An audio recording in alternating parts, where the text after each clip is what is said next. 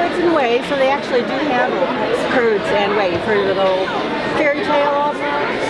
So then from there we'll press the cheese and we turn it to rounds. Do you guys want some cheese? There you go. Thank you. You're welcome. You want a sticker? Yes, because I need 5. All right. There you go. Good job. Right, yeah. Absolutely. Right. There you go. Seal it up before you mix it, okay? All right, ready? Okay, seal it up before you mix it. Take a fleet. Turtle. Oh my God. And the owners brought this turtle in because they thought she was having a hard time with eggs. So we took an x-ray to see if she had any eggs stuck inside of her. You see any eggs in there? Oh, that's what those are. 6 of them. She was egg bound. So She didn't just draw it on. Nope. Nope, those are there.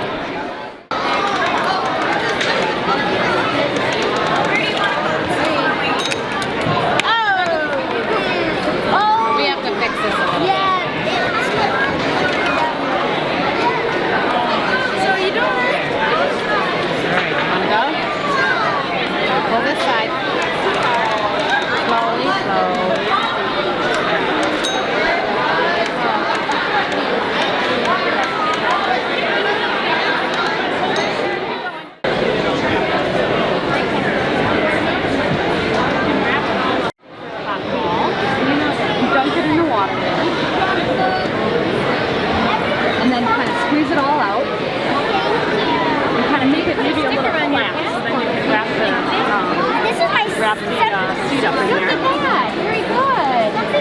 Okay, are you ready now? Ready to do yours? You want to grab one of those bean seeds? There you go. And wrap it around the seed, nice and tight. Good. And now we're going to seal it shut because we want to make sure it stays moist.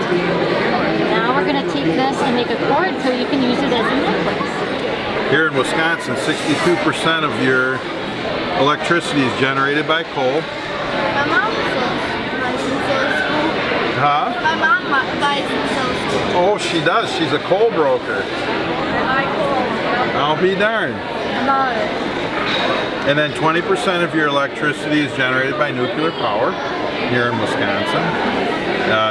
Natural gas peaker plants account for 9%.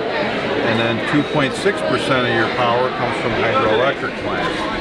And then 2% or less comes from your wind generators and your solar panel systems.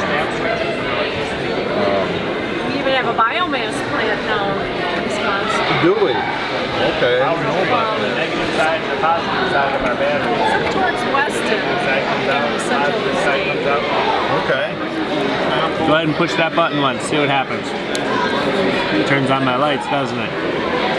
How about if you turn that switch on right there? Oh. Hold on here. Alright, try it again. There you go. Now we got the fans working to stay cool over here. Turn some lights on so we can see what we're doing.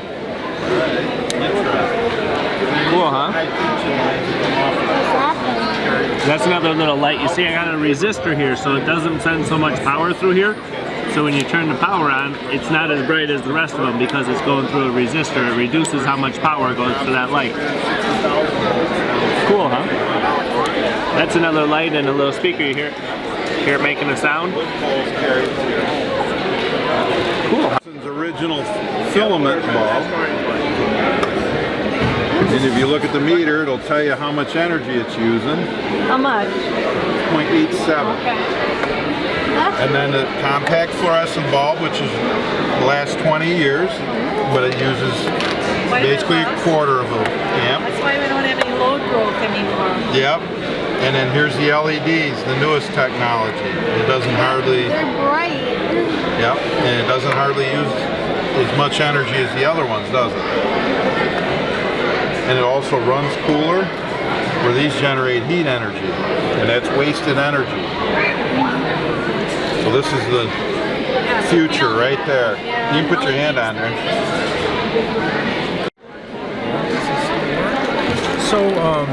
So this, all these plastic parts here, even all this tubing, gets started here.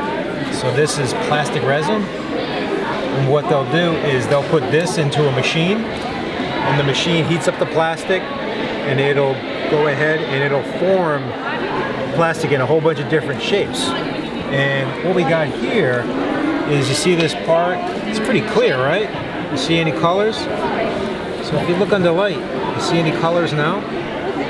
So what those colors are, is those colors are weak points in the plastic. It's called stresses. And so an engineer, when they're designing a part, they want to try to make it so that it doesn't has as little stress as possible. And it's also important in how you design it, also how you make the plastic. You don't want it to break. You know, for instance, let's say you're doing a controller for a video game, you drop it, you don't want it to break, right? And so there's a whole science on how to make the plastic, how to make sure it doesn't break, how to design it, etc. And then this little blob here, as I mentioned, the machine that makes all these plastic parts, you want to make sure that it's clean and doesn't have any bad plastic, if you will. And what they'll do is they'll use this, they'll clean out the plastic machine before they go ahead and make all these different components. And there's all different types of ways to make this. This is blow molding. So what they'll do is a plastic tube comes in there, and a mold will close on it. And a mold might be, if you think about how you make a snowball, the mold is your hands and the snow is the plastic. So the tube comes down, the mold closes, and air is injected, and it pushes the plastic all to the side in the mold, and it creates a plastic bottle. And you can see, this is where the mold closed. See that line right there? That's where the mold closed. So all different types and ways to make plastic and make sure that they don't break.